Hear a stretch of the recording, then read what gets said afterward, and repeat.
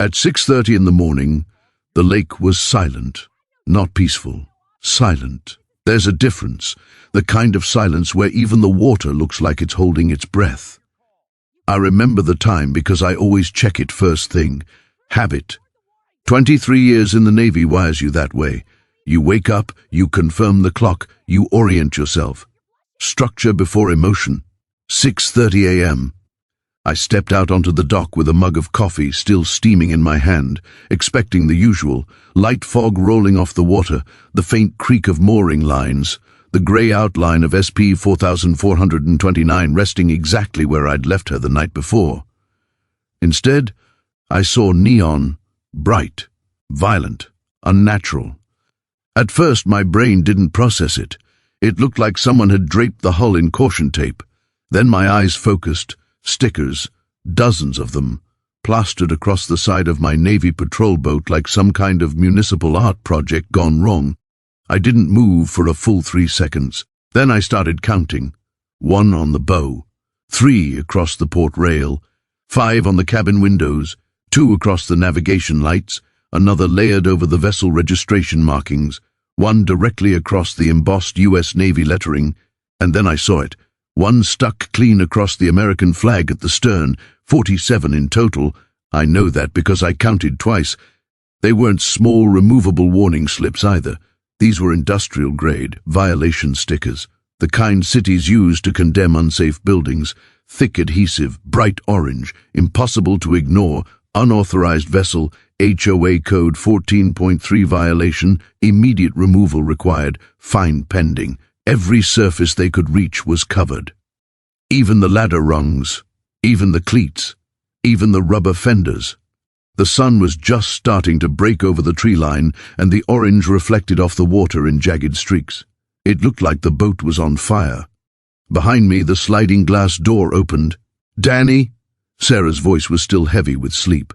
"Everything okay?" I didn't answer right away, because in that moment I wasn't angry. I wasn't shouting. I wasn't even surprised. I was calculating. The boat wasn't just mine.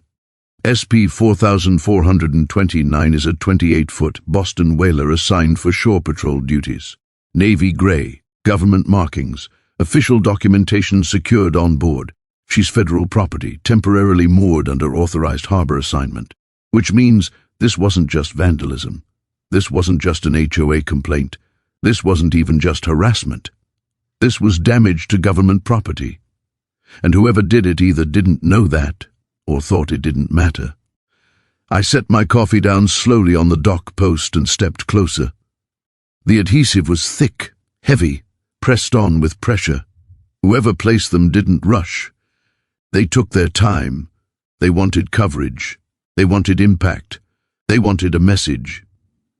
The sticker over the American flag had been smoothed carefully, edges pressed down to ensure it wouldn't peel back on its own. It read, "Community Standards Enforcement. Community Standards." I felt something shift in my chest, but it wasn't rage. It was recognition. This had a signature. I didn't need a witness. I didn't need a confession.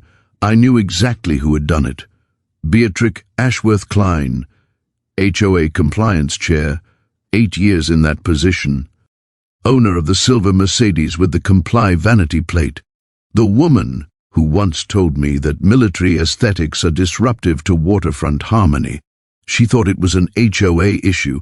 It became a federal one in under 10 minutes. But I didn't move yet. That's the part people don't understand. You don't react to a situation like this emotionally. You secure it. I pulled my phone from my pocket and began documenting. Wide shot of the vessel, close-up of hull markings, time-stamped images of each sticker, video sweep of the entire perimeter, slow zoom on the flag. Then I zoomed in on one of the fake legal citations printed at the bottom of the sticker. It referenced an HOA code section that didn't exist. The numbering format was wrong. The legal phrasing was sloppy. The confidence was loud. Footsteps approached on gravel behind me. "You've got to be kidding me." That was my neighbor Tom, retired Coast Guard, early riser like me. He stared at the boat, then at me. 47? He asked. 47, I confirmed. Did she? Yes. He let out a long breath. She doesn't understand what she just did. No, she didn't. But she would. Across the water, a curtain shifted in a second-story window. Silver Mercedes in the driveway. Hazmat suit missing from its usual hook in her garage. If my memory of her meticulous storage habits was correct, she liked theatrics. She liked symbolism. She liked sending messages before people had their first cup of coffee. What she didn't like was jurisdiction, and that's where this morning stopped being neighborhood drama. Because there are rules, then there are laws, then there is federal law, and those aren't suggestions. I stepped onto the boat carefully, avoiding disturbing anything unnecessarily. The adhesive had already begun bonding to the paint. Removal would require solvents, possibly scraping. Damage assessment would not be small. The American flag fluttered lightly in the morning breeze, the sticker slicing across its center. That part stayed with me, not because it was patriotic outrage, because it was deliberate. It was placed at eye level, front and center, a statement. Behind me, Sarah joined us on the dock, arms folded tightly. "Is this legal?" she asked quietly. "No," I said. "Is this dangerous?" "Yes." Her eyes widened slightly. For her, that's when I made the call. Not to argue, not to threaten, not to confront, to report. There's a specific line you call when federal property is compromised. It doesn't go through HOA channels. It doesn't route to mediation. It logs. It escalates. It documents. I gave the hull number, the location, the nature of the vandalism, the estimated damage, the false citations printed on adhesive material, the placement over official markings, the flag. The dispatcher didn't react emotionally either, just calm acknowledgement. "Understood, Chief. Units will be notified." Units, plural. Across the lake, a door opened. Karen stepped out in a pressed cream-colored robe, coffee cup in hand. She stood on her deck and looked directly at the boat, then at me. Then she raised her cup slightly. Not a wave, not a greeting, a gesture, like she'd just corrected something, like she'd just enforced order. She thought it was an HOA issue. She believed authority came from confidence, from bold action, from acting first and explaining later. She had no idea that somewhere between sticker number 1 and sticker number 47, she had crossed out of her bylaws and into federal territory. The lake remained quiet, but not for long, because when shore patrol vehicles move through a residential street at 7:02 a.m., they don't do it loudly, they do it professionally. And when they stop in front of a silver Mercedes with a vanity plate that says comply, they don't argue, they knock. But that part comes later. For now, all she saw was orange, and all I saw was paperwork. I didn't raise my voice that morning. I never do. 23 years in the Navy has a way of sanding down your reactions. You learn quickly that panic wastes oxygen and anger clouds judgment, especially in my line of work. Chief Petty Officer Danny Sullivan. Explosive ordnance disposal. End of day isn't dramatic the way movies make it look. It's quiet, technical, slow. You kneel in front of something designed to end lives, and you reduce it to wires, circuitry, timing, and patience. You don't rush, you don't assume. You respect what's in front of you. 3 deployments to Afghanistan. 3 separate IED incidents. I walked away from all of them. Some friends didn't.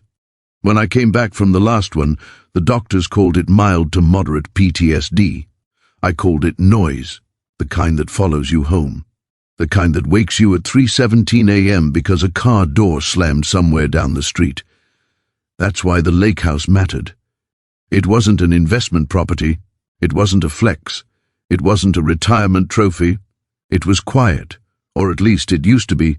We bought it through a VA loan 2 years ago. Small dock, modest shoreline, enough distance from the city that the nights feel dark again. The kind of dark where the stars look like they're supposed to. Sarah cried the first night we stayed there. Not because of the house, because I slept through the night. No pacing, no perimeter checks, no waking up to imaginary alarms. Just water against wood and wind through trees. That's what SP 4429 represented too. To most people, it's just a grey patrol boat. To me, It's structure, assignment, clarity. It's where I still understand the rules. The boat is an official shore patrol vessel, 28-foot Boston whaler, navy gray. Government-issued electronics, assigned hull number, logged maintenance schedules, federal documentation secured in a waterproof binder on board.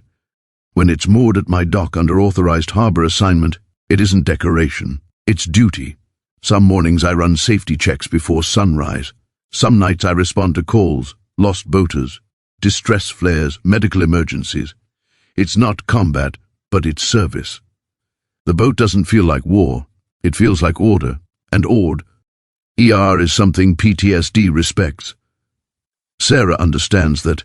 She's an ICU nurse, calm in ways that don't look calm to outsiders. She's seen more chaos inside hospital walls than most people see in a lifetime. When I wake up from a bad dream, she doesn't ask for details. She just rests her hand on my shoulder until my breathing evens out. We have twin boys, Marcus and Tyler, 12 years old enough to understand that Dad's job is different, young enough to still think the patrol boat is cool. They like sitting on the dock at sunset, legs dangling, asking questions about radios and radar, and why the hull is gray instead of white like the other boats. Because gray doesn't show salt the same way, I tell them. It's not entirely true, but it's simple. We didn't move to the lake to stand out. We moved there to settle down. That's what makes what happened that morning more than just a property dispute. Because the stickers weren't just on metal, they were on the one place that felt stable, and across the water, in a house 3 lots down, lived Beatrix Ashworth Klein. Most people just called her Karen. Not because she screamed in grocery stores or caused scenes in restaurants. She didn't. That's what made her effective. Karen was precise. Pressed blouses, neutral-toned wardrobe, clipboard more often than purse. She drove an $85,000 silver Mercedes with license plates that read Comply. 8 years as HOA compliance chair. She didn't inherit that role by accident. She earned it through consistency. Attendance at every meeting, mastery of procedural language, familiarity with bylaws. Most residents never read past page 3. She believed in standards, UNIFO, RM docs, approved color palettes, landscape symmetry, no visible trash bins, no unregistered watercraft, no aesthetic disruptions. She used that phrase once while standing on my dock. Aesthetic disruption. She said it while looking directly at SP-4429. It sends the wrong message about the kind of waterfront community we are building, she explained calmly, not angrily, not dramatically, like she was presenting a budget proposal. I listened, because listening is what you do when someone speaks with confidence. But confidence doesn't equal authority, and that distinction mattered. Karen had a vision for the lake, luxury waterfront branding, cohesive presentation, high property values. She spoke often about attracting the right buyers and elevating community perception. A gray Navy patrol boat didn't fit that image. It wasn't sleek white fiberglass with polished chrome railings. It wasn't leisure. It wasn't decorative. It looked official, functional, purpose-built. And to someone invested in optics, that can feel threatening. But here's the important part. Karen wasn't irrational. She was convinced she was right. That's what makes conflicts like this dangerous. If she had screamed or thrown things, it would have been easy to dismiss her. Instead, she documented. She referenced bylaws. She sent emails with bullet points and citations. She attended meetings armed with printed sections highlighted in yellow. When she first approached me about the boat, she did it politely. "Chief Sullivan," she said, pronouncing the rank carefully, "we need to discuss compliance alignment." Compliance alignment. That's how she framed it, not oval, alignment. She explained that the HOA had guidelines about commercial and governmental equipment visibility. She suggested the presence of a marked military vessel could be interpreted as non-residential usage. I asked her to show me the specific clause. She couldn't. She referenced a section about unauthorized mooring of non-recreational watercraft. SP 4429 wasn't recreational, but it also wasn't unauthorized. That's where her confidence met a boundary she didn't like. HOAs operate within covenants. Federal vessels operate within jurisdiction. Those two things overlap less than most people realize. The first few weeks after we moved in, the interactions were civil: emails, clarifications, requests for documentation. I provided everything required: assignment letters, temporary mooring authorization, harbor compliance forms. Each time she responded with another procedural angle, another interpretation, another attempt to fold federal equipment into local guidelines. She wasn't loud, she was persistent. And persistence, when mixed with authority, real or perceived, can intimidate people who just want peace. That's what she likely assumed about us. Military family, probably tired, probably not interested in paperwork battles, probably willing to compromise. What she didn't factor in is that paperwork is something I understand very well. EOD texts document everything: blast radius calculations, chain of custody logs, timestamps, environmental conditions. You don't survive long in my field without respecting documentation. So when I saw 47 violation stickers on that boat at 6:30 a.m., I didn't see chaos. I saw escalati. Because Karen doesn't act impulsively. She acts deliberately, which meant this wasn't frustration. It was strategy. She believed she was protecting property values, protecting standards, protecting the image of the lake. And maybe in her mind she was. That's what makes stories like this uncomfortable. There isn't a mustache-twirling villain. There's a woman convinced that structure comes from enforcement, and a man who knows that structure also comes from knowing where enforcement ends. The lake house was supposed to be neutral ground. Water doesn't care about rank. Sunsets don't check bylaws, but human systems do. And when those systems collide, it isn't noise that causes damage. It's confidence without jurisdiction. That morning wasn't about stickers. It was about lines, invisible ones, and only one of us understood exactly where they were drawn. There's a difference between owning something and being assigned to it. SP 4429 doesn't belong to me. It's entrusted to me. That distinction matters more than most people realize. The hull number is logged with the Department of the Navy. The maintenance schedule is filed through official channels. Fuel usage, patrol hours, docking assignments, every detail is recorded and reviewed.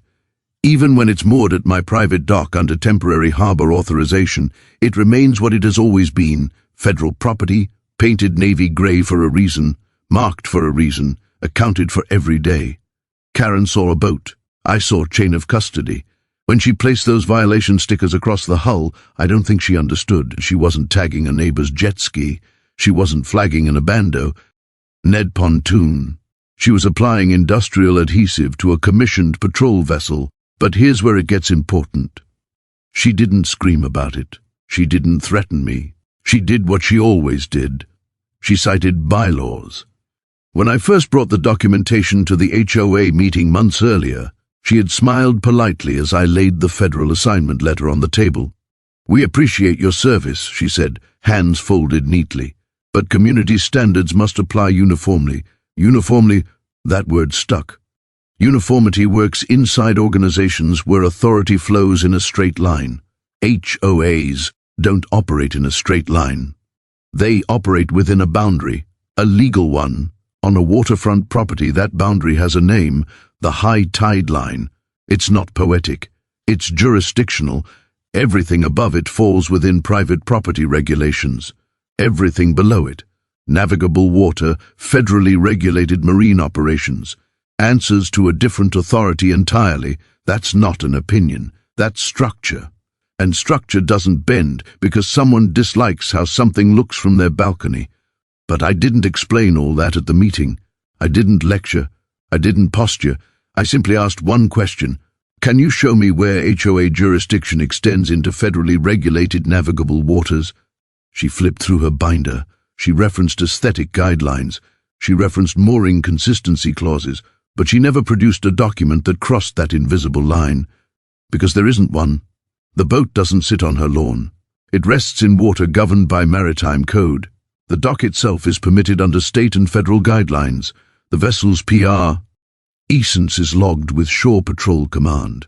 Everything about its location is documented. That's what made the stickers so significant. Not because they were rude, because they were misplaced authority. She cited HOA bylaws. The boat answered to federal code. But that doesn't mean I expected what happened next. When I examined the first sticker more closely that morning, I noticed something beyond the fake citation numbers. The adhesive. This wasn't removable notice paper. This was industrial-grade bonding material, the kind designed to withstand weather, pressure washing, time. You don't use that unless you intend permanence, which meant she didn't just want to send a message.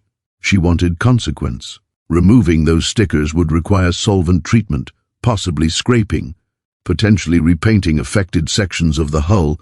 Any alteration to federal property, intentional or not, triggers a review.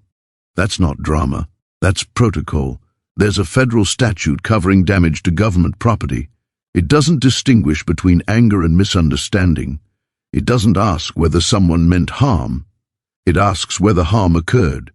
And adhesive layered over official markings qualifies. But I didn't march across the lawn with that information.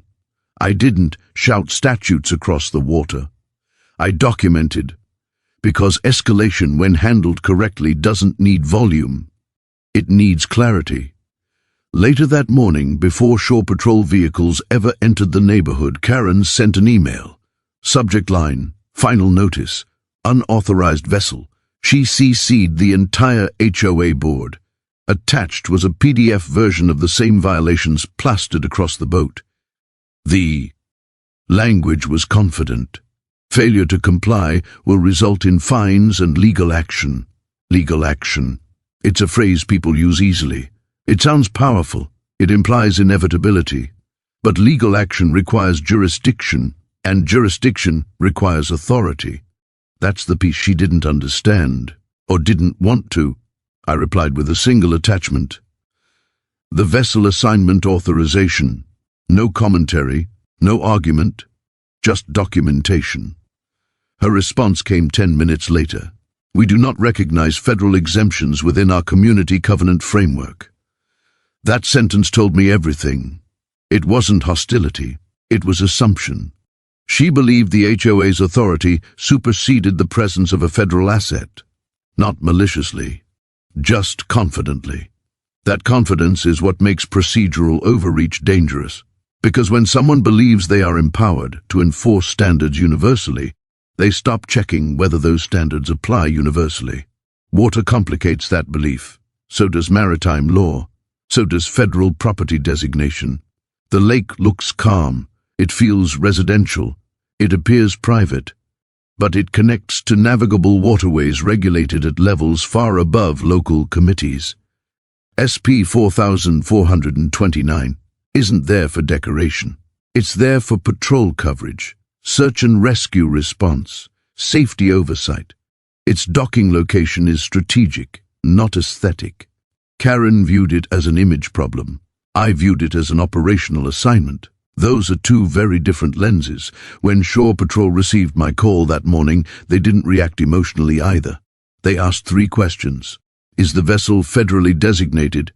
Yes. Is the damage documented? Yes. Has there been prior contact from local authorities? Yes. That was enough. Because once federal property is intentionally altered, even under the guise of local enforcement, it becomes more than a neighborhood disagreement. It becomes an incident. And incidents generate paperwork. Paperwork generates review. Review generates involvement. Still, I didn't feel victorious. I felt disappointed, because this didn't have to escalate. If Karen had knocked on my door and said, I don't like how this looks, can we discuss options? We could have had a conversation. But she didn't want discussion. She wanted enforcement. And enforcement without authority is just overreach wearing confidence. When I walked back toward the house after documenting the final sticker, Sarah asked quietly, Is this going to turn into something bigger? I looked back at the hull, orange against grey, the flag partially covered, and I answered honestly, yes, not because I wanted it to, because the line had already been crossed. The first mistake wasn't placing the stickers. It was assuming the boat existed inside her rulebook. It didn't.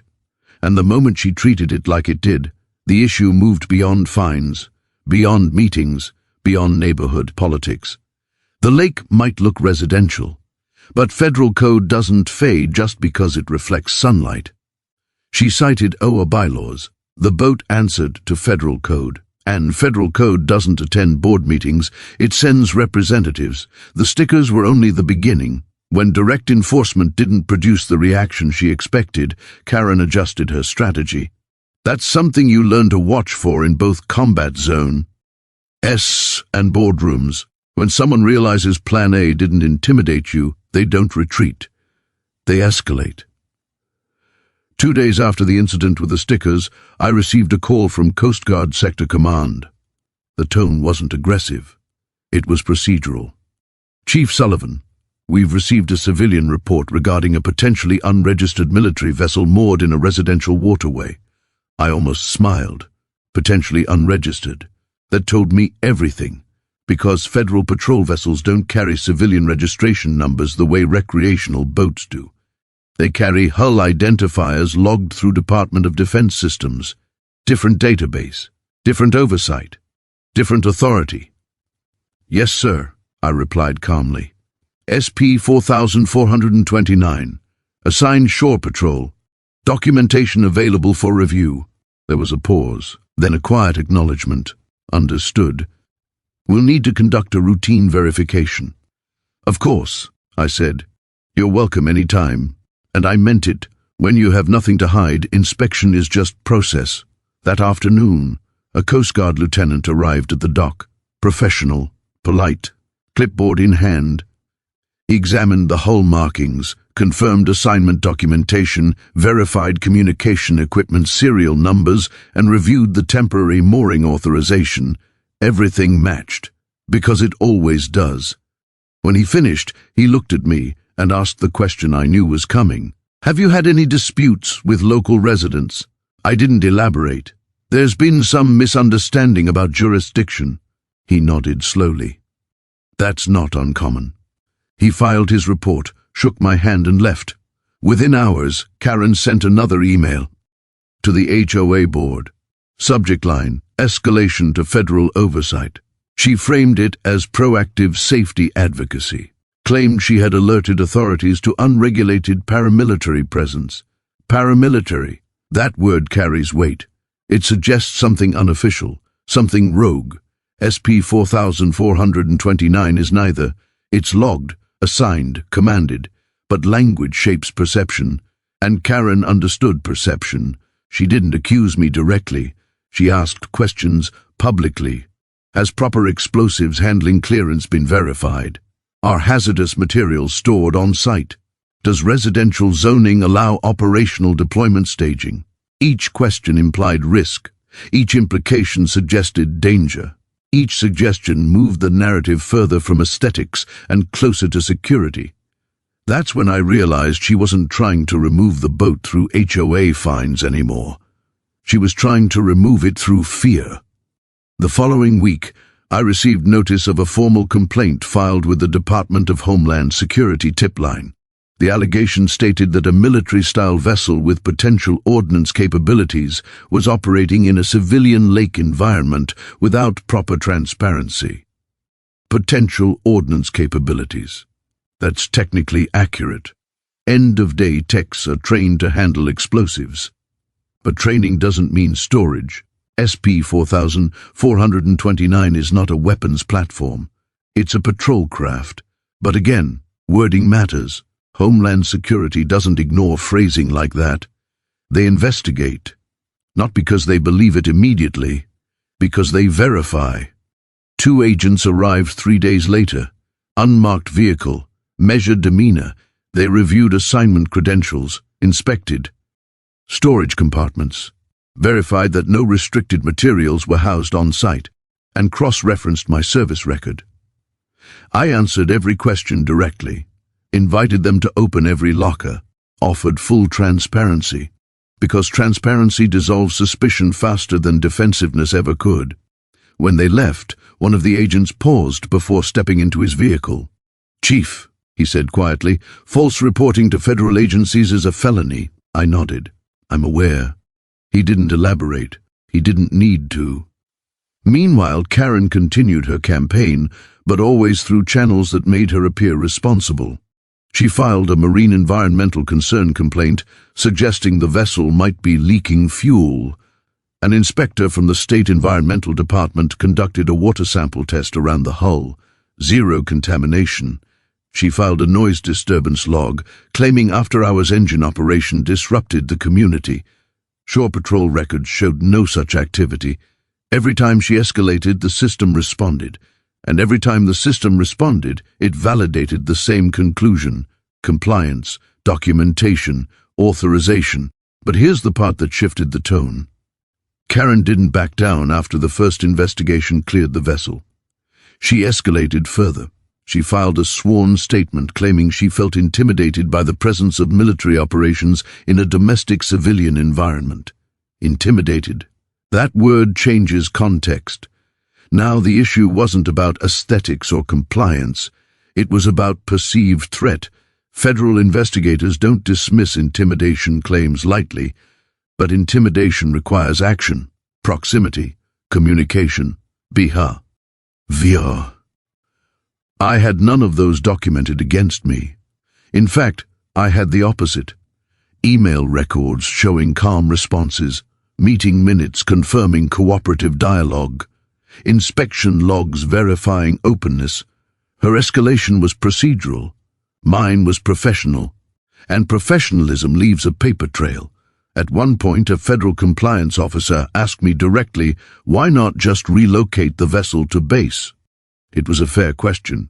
I answered honestly, because the mooring is authorized, because the patrol coverage benefits this region, and because compliance shouldn't be determined by discomfort. He studied me for a moment, then nodded. That's reasonable. Reasonable isn't dramatic, but it's powerful. Karen began framing the issue in broader language: community safety, transparency, residential integrity. She formed what she called the Harbor Safety Review Subcommittee. It sounded official.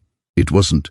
It had no federal standing, but it created optics. She circulated petitions asking neighbors whether they supported removal of operational military assets from residential zones. Operational military assets. Again, accurate wording with misleading implication. Some residents signed without fully understanding. Others declined.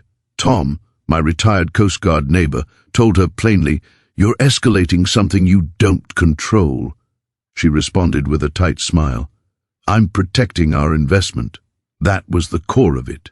Investment, value, image, control. What she underestimated was how systems react when misused. Federal agencies don't enjoy being manipulated into local disputes. Each false escalation consumed resources. Each unfound declaim required verification. Each verification reaffirmed the same outcome: authorized, compliant, lawful. Behind the scenes, the tone of communication shifted. The second Homeland Security visit wasn't accusatory. It was clarifying. They asked whether I believed the reports were being filed maliciously. I didn't answer emotionally. I believe they're being filed without jurisdiction. That phrasing matters. Malice implies intent. Jurisdiction implies boundary, and boundaries are easier to enforce than motives. Weeks passed. No violations found. No citations issued. No operational changes required. Meanwhile, Karen's emails became more urgent, more formal, more insistent. She CC'd legal counsel. She referenced potential civil injunctions. But civil injunctions require standing. And standing requires authority over the matter in dispute. Water complicates that. Federal designation complicates it more. One afternoon I received a courtesy call from a base legal officer. "Chief, we're tracking multiple civilian complaints regarding SP 4429. Continue documentation. Do not engage directly. Let agencies handle it." That was the moment I understood something had shifted. It wasn't just about clearing my name anymore. It was about the pattern. False federal reporting carries consequences, not because it's offensive, because it wastes investigative resources. And when that pattern becomes evident, the focus moves from the accused to the accuser. Karen thought escalation would pressure removal. Instead, it triggered review of her claims. Every time she pushed upward, the system rotated, not toward me, toward her filings, viewers watching. This unfold would probably think the same thing I did at that point. Okay, this is getting serious. Not loud, not explosive. Serious. Because when local disputes start generating federal case numbers, the atmosphere changes. Tone shifts. Patience narrows. And paperwork accumulates in places that don't attend HOA meetings.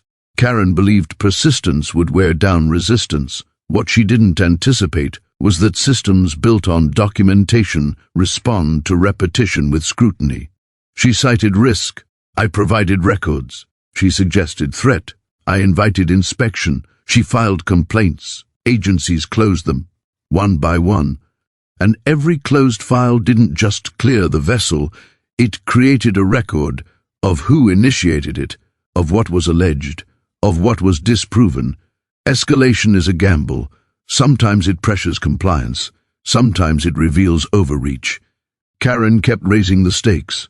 The system kept answering, calmly, formally, on paper. And paper has a memory. The second time she tagged the boat, it wasn't impulsive. It was calculated, which is what made it different. The first round of stickers could be framed as overzealous enforcement, a misunderstanding, an attempt to assert HOA authority in the wrong direction.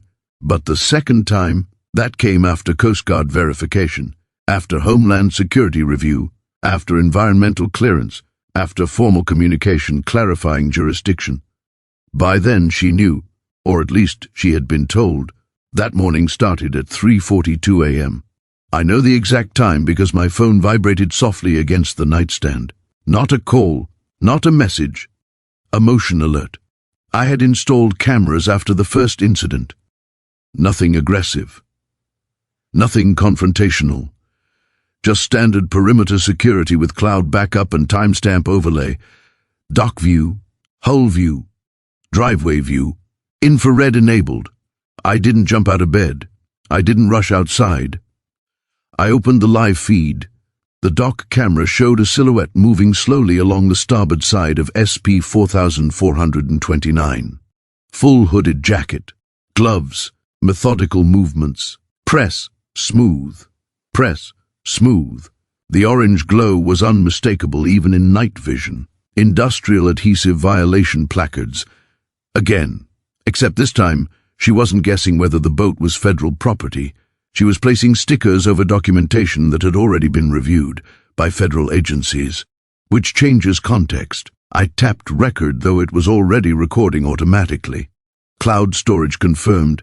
Timestamp visible. 3:44 a.m. She reached the stern, paused, looked around, then placed another sticker directly over the American flag. Same placement, same message. Community standards enforcement. Consistency matters in investigations. Patterns matter more. She finished at 3:51 a.m. Walked calmly back up the dock. No rushing, no panic, just confidence. I didn't confront her. That part surprises people. But confrontation contaminates evidence. Documentation preserves it. At 4:02 a.m. I made a call. Not emotional, not loud, measured. Chief Sullivan reporting second incident of vandalism to assigned Federal Patrol vessel SP 4429. Visual confirmation captured. Time-stamped. Perimeter footage secured. Requesting Shore Patrol response. The dispatcher didn't react theatrically. Copy. Units en route. En route. 2 words that shift momentum. I stepped onto the back deck quietly and watched the lake. The water was still black, stars faint above the tree line. Across the shoreline, her house lights were off. At 4:11 a.m., the first vehicle turned onto Harbor Ridge Drive. No sirens, no flashing lights, just headlights cutting through early morning darkness. Then a second, marked Shore Patrol SUV, government plates. They parked 3 houses down, professional distance.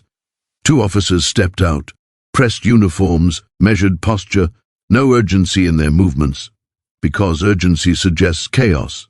And this wasn't chaos. This was procedure. I met them halfway down the driveway. "Morning, Chief," one of them said. "Morning. Second occurrence." "Yes, sir." "Documentation available?" "Cloud archived. Live access here." I handed over my phone. He reviewed the footage without commentary, watched the placement, zoomed in on the flag, checked the timestamp overlay, nodded once. "Clear identification," he said quietly. "Not dramatic, not accusatory, just factual." The second officer walked down to the dock, visually confirming the fresh stickers. He didn't touch them, didn't attempt removal. He photographed each one, wide shots, close shots, hull markings visible, federal identifiers unobstructed where possible. He documented adhesive coverage over official insignia. Then he returned. The first officer handed my phone back. "Chief, you understand, this constitutes willful damage to federal property under Title 18? "Yes, sir." "Given prior notification and agency clarification?" "Yes, sir." He exhaled slowly. "Understood." That was it. No dramatic pause, no raised voices. Just acknowledgement of legal threshold crossed. At 4:23 a.m., they walked back to their vehicle. I assumed they would file reports and proceed through channels. Instead, the lead officer spoke quietly into his radio, confirming residential address associated with identified individual. There was a pause, then confirmation. He closed the door. The vehicles moved, not away from the neighborhood, toward her driveway. This is the part people imagine as explosive. It wasn't. They parked neatly along the curb, engines off, doors closed gently. Both officers approached her front door, straight posture, hands visible, no aggression in their body language, just authority grounded in statute. They rang the bell once, waited, rang again. Porch light flicked on. Curtains shifted behind the glass. The door opened partially. I couldn't hear the conversation from my position, but I could see tone. The officer spoke first. Measured cadence, minimal gestures, professional distance maintained. He wasn't accusing, he was informing. The second officer remained slightly back, observing. Standard procedure. Karen stepped fully onto the porch, robe pulled tight, expression unreadable from that distance. The officer held up what appeared to be a tablet device, likely displaying the footage, timestamps visible. She leaned forward slightly, still composed, still upright, still confident. The conversation lasted less than 3 minutes. No shouting, no pointing, no dramatic resistance, just structured dialogue. Then the officer stepped back, spoke into his radio again. Moments later, a third vehicle arrived. Base legal liaison. That when I understood fully. This wasn't neighborhood mediation. This was formal action. But here's where I need to slow this down. Because the knock on her door wasn't the climax. It was the pivot. The real shift happened earlier. The moment she placed adhesive over federally verified insignia after being formally notified of jurisdiction. Intent matters. Repetition after warning matters more. I watched from across the water as the officers maintained calm posture. No spectacle, no crowd gathering. Most of the neighborhood still asleep. Birds just beginning to break the quiet. The lake unchanged. It would have been easy to feel vindicated, to feel satisfaction. But that's not what I felt. I felt something closer to inevitability, because systems, when engaged properly, move steadily, not emotionally, not loudly. Steadily, Karen had escalated repeatedly through complaints. The agencies responded by verifying compliance. Now she escalated physically, on record, on camera, on federal property. The system adjusted accordingly. The officers spoke with her for several more minutes. Then one of them turned slightly, glancing across the water toward my dock. Not accusatory, just confirming alignment. I nodded once. Professional acknowledgement, nothing more. They didn't place her in handcuffs. Not then. They didn't raise their voices. They didn't create spectacle. They documented. They informed. They outlined statutory language. You could almost see the shift in posture as terminology replaced assumption. Federal property, willful damage, prior notification, escalation pattern. I couldn't hear her response, and that's intentional. Because what she said in that moment matters less than what the knock represented. It represented jurisdiction stepping forward calmly. It represented paperwork catching up to confidence. It represented the line she had crossed becoming visible. After a final exchange, the officers returned to their vehicles, not in retreat, in continuation, reports to be filed, charges to be reviewed, evidence to be catalogued. The base legal liaison remained briefly at her porch before departing as well. Engines started quietly, vehicles pulled away without lights. By 5:02 a.m., the street was empty again, except for the orange stickers reflecting the first light of sunrise, and that's where I want to pause, because her reaction at the door, that comes later. What matters here is the shift. The moment everything flipped wasn't loud. It wasn't dramatic. It was procedural. She tagged the boat again. This time it was documented. It was time-stamped. It was undeniably on federal property. Within minutes, shore patrol officers were knocking on her door, not to argue, not to negotiate, to inform. And when authority arrives quietly, it carries more weight than shouting ever could. By mid-morning, the lake looked the way it always did. Calm water, paddleboards drifting near the eastern bank, a fisherman easing his trolling motor along the reeds. If someone had driven through the neighborhood at 10 o'clock, they wouldn't have seen a dramatic scene. No police tape, no shouting, no spectacle. Just a grey Navy patrol vessel sitting at dock, still covered in 47 bright orange stickers. But under the surface, things were moving. At 9:12 a.m., I received a former L request from base legal to submit all documentation related to prior incidents. Not just the overnight footage, everything. Emails, inspection reports, copies of the original false citations she had printed, records of Coast Guard verification, Homeland Security case reference numbers, environmental clearance documentation. They weren't building a reaction. They were building a timeline. That's how federal cases work. Not on emotion, on sequence. First incident, documented vandalism, followed by false regulatory complaints, followed by federal investigations, cleared, followed by repeat vandalism after notification.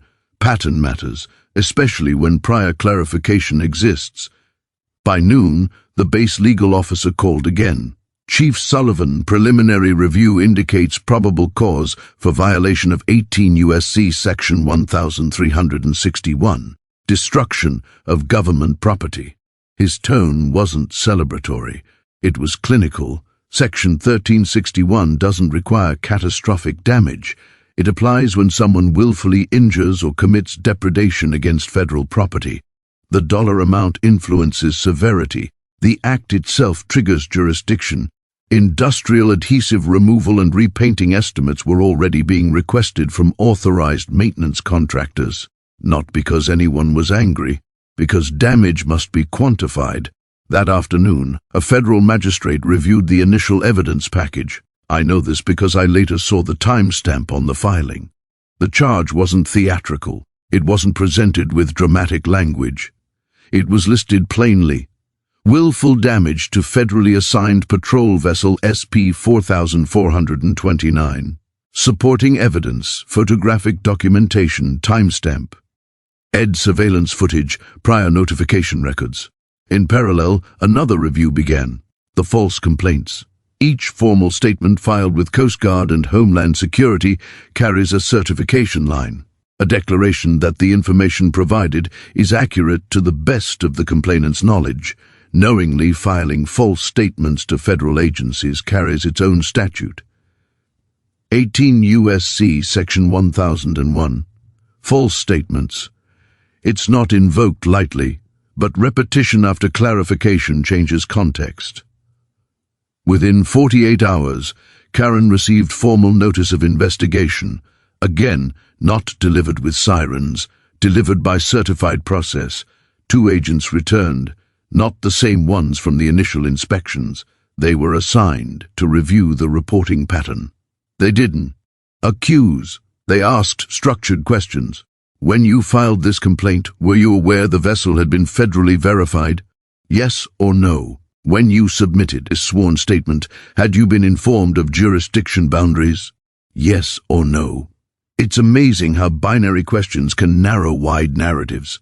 Meanwhile, the HOA board held an emergency meeting, not to defend her, to distance themselves. I wasn't present, but Tom was. He later summarized it simply.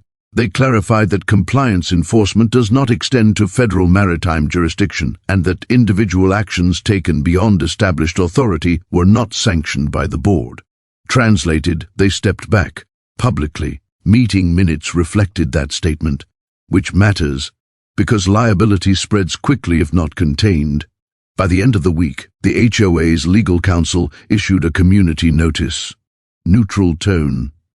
Residents are reminded that federal, state, and maritime jurisdictions operate independently of HOA governance. Enforcement actions beyond covenant authority are not authorized. No names mentioned. But the message was clear. This wasn't a community-approved action. It was individual overreach. Neighbors began approaching me quietly, not dramatically. Just brief conversations at mailboxes. I had no idea it went that far. She told us it was a zoning issue, didn't realize it was federal property. Most people don't, and that's not ignorance, that's complexity. Maritime law, ISN, teat common dinner conversation. But complexity doesn't excuse escalation. Across the water, Karen's house remained quiet. No more emails, no more compliance bulletins, no more highlighted bylaws taped to doors. Procedure had replaced debate. 2 weeks later, the formal charge was filed. Single count of willful damage to government property. Estimated repair cost, $20,800. Adhesive removal required chemical treatment and partial repainting of hull sections where bonding compromised protective coating. Government property must be restored to specification. That's non-negotiable. Simultaneously, the U.S. Attorney's Office reviewed the false reporting documentation. Not every false complaint becomes a charge. Intent must be evaluated, context examined. But repetition after federal clarification shifts that evaluation. Ultimately, 1 count of false statement was added to the complaint. Not for the first report, for the second, filed after documentation had been provided. It wasn't dramatic. It wasn't stacked with exaggerated counts. It reflected evidence. When News O.F. the charges became public through standard court docket access, the community reaction wasn't celebratory. It was subdued. People don't cheer federal charges in quiet lake neighborhoods. They recalibrate. The HOA board formally dissolved the Harbor Safety Review Subcommittee. Language used, inactive pending legal resolution, which is another way of saying it was never legitimate. Karen retained counsel, as was her right. There were no social media rants, no viral confrontations, just scheduled hearings, pre-trial conferences, evidence disclosures. The system moved methodically. At no point did I attend proceedings seeking spectacle. I submitted impact statements when requested, factual, concise. The damage was quantified. The inspections were documented. The prior notifications were attached. No personal attacks, no character assassination, just record. That's the part viewers sometimes find anticlimactic. There wasn't a dramatic courtroom confession. There wasn't a shouted apology. There was negotiation. Federal cases often resolve through plea agreements. After review of evidence, including the time-stamped second incident footage, a counsel entered discussions with prosecutors. The outcome reflected the facts. Guilty plea to willful damage of federal property. False statement charge incorporated into sentencing considerations. Restitution ordered in the full amount of repair costs. Supervised probation. Federal record, no cheering, no humiliation, just accountability. The HOA formally amended its compliance handbook to include a jurisdiction clarification section referencing maritime and federal limitations, not because the Why wanted to highlight the case? Because clarity prevents repetition. Neighbors stopped asking whether the boat would be removed. It wasn't up for debate anymore. It had never been legally, but now that line was visible to everyone. Repair crews restored SP 4429 over the following month. Hull repainted to regulation specification. Flag replaced, documentation updated, back in service. One evening, as the sun dipped low and the water turned gold, Sarah stood beside me on the dock. "It's over?" she asked quietly. "Yes," I said. "Not because the memory disappears, because procedure concluded. That's what satisfying resolution looks like in reality. Not revenge, not dominance, not viral spectacle, procedure, paperwork, accountability." Karen didn't leave in handcuffs that night. She didn't face cameras. She faced filings, and filings have weight. The community adjusted. Property values didn't collapse. Luxury image didn't dissolve. The lake remained what it always was, water bordered by homes, but now with a clearer understanding of where local authority ends and where federal code begins. SP 4429 still rests at dock when assigned. Grey hull clean. American flag unobstructed, not as a symbol of victory, as a symbol of clarity. Because in the end, this was never about stickers. It was about lines. And when those lines were crossed, the response wasn't loud. It was lawful. By the time the sun started settling into that soft gold that makes the water look like polished glass, everything felt normal again. The patrol boat sat exactly where it had always been authorized to sit, moored cleanly beyond the line that mattered, hull-washed, flag secured properly. No bright violation stickers interrupting its lines. The shoreline was quiet. No cluster of neighbors whispering. No phones raised discreetly from behind patio railings. No printed notices taped to pilings. Just water moving the way water always does. Steady, indifferent, patient. My daughter was on the dock with a book she wasn't really reading, legs folded under her, glancing up every few minutes to watch the light hit the bow. My wife sat back in one of the old wooden chairs we'd refinished together that first summer we bought the lake house. The chair creaked when she leaned into it. It was a familiar sound, a good one. Peace doesn't usually arrive loudly. It settles in after noise leaves. The boat wasn't a symbol of victory. It never had been. It was a tool, a responsibility, a floating piece of structure in a life that had required a lot of structure to stay steady. After years of service, deployments that blurred together, and the kind of tension that follows you home, even when you don't invite it, the lake house had been chosen deliberately. Not for status, not for a view, for quiet. The kind of quiet where your nervous system can relearn what normal feels like. For a while, it had worked exactly as intended. Early mornings were predictable. Coffee before sunrise, lines checked, hull inspected, flag raised properly. No one paid much attention to the patrol vessel because it was where it was supposed to be. Within regulations, within federal guidelines, within the narrow boundary that separated community aesthetics from national jurisdiction. Most people never think about lines on water, but they matter. After everything concluded, after reports were filed, after statements were recorded, after the shore patrol vehicles came and went without sirens or spectacle, the neighborhood recalibrated. The HOA board issued a short, carefully worded statement to residents. It didn't name anyone. It referenced a misunderstanding regarding jurisdictional authority. It reaffirmed commitment to community harmony. It clarified that waterfront enforcement would adhere strictly to established legal boundaries moving forward. It was corporate language for, "We stepped somewhere we shouldn't have." There were no dramatic resignations announced publicly, no community meeting blow-ups, no shouting matches in cul-de-sacs, just a quiet shift. The compliance notices stopped appearing at the shoreline. The extra patrol calls stopped being made. The boat remained. And something else changed too, subtler than paperwork. People started asking better questions. One evening, a neighbor walked down the dock slowly, hands in his pockets. He wasn't confrontational. He wasn't accusatory. He just nodded toward the vessel and said, "I didn't realize the HOA line stopped before the tide marker." I nodded back. Most people don't. It's not something you need to know unless it suddenly matters.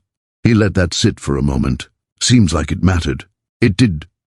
He wasn't asking for drama. He was asking for clarity. And clarity, unlike conflict, is contagious in a healthy way. Word spread, not as gossip but as information. The difference between a bylaw and a federal code, the difference between aesthetic enforcement and criminal liability, the difference between confidence and jurisdiction. There were no victory laps, no posts, no pointed looks across docks, just procedure having run its course. The compliance chair, Karen, was no longer handling waterfront matters.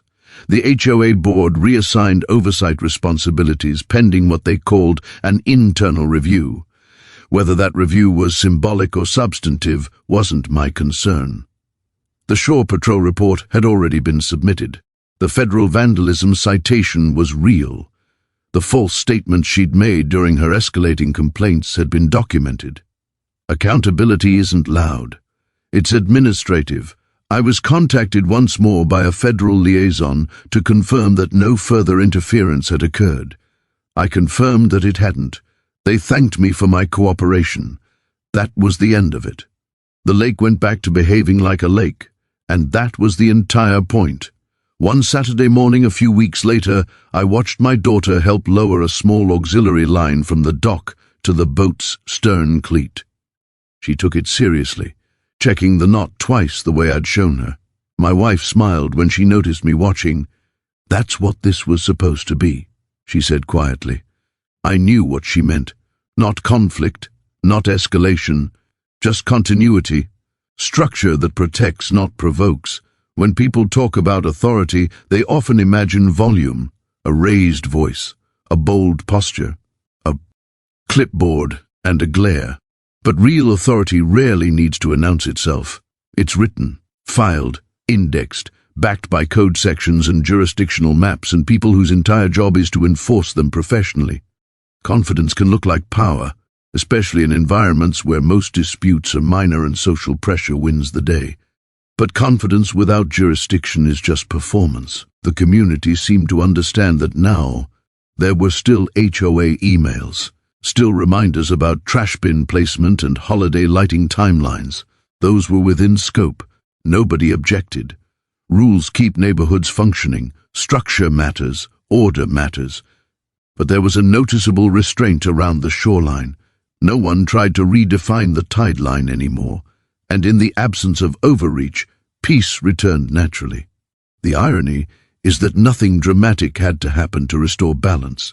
No court trial, no televised confrontation, no dramatic arrest in front of neighbors, just a knock.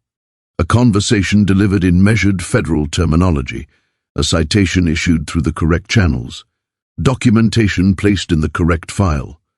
Sometimes the most powerful moments in a conflict are the quiet procedural ones. One evening, long after the tension had faded, I walked the dock alone. The water was dark and steady. The patrol vessel rocked slightly against its lines, solid and unmoved. For a brief second, I imagined the alternative. If no one had understood the jurisdictional boundary, if no one had known that HOA authority stops where federal property begins, if the difference between a bylaw and a federal statute had remained blurred, the stickers would have stayed. The narrative would have shifted, and confidence might have won. That's the part that lingers. Because this wasn't really about a boat. It wasn't about ego. It wasn't about proving someone wrong. It was about understanding systems. Every neighborhood has them.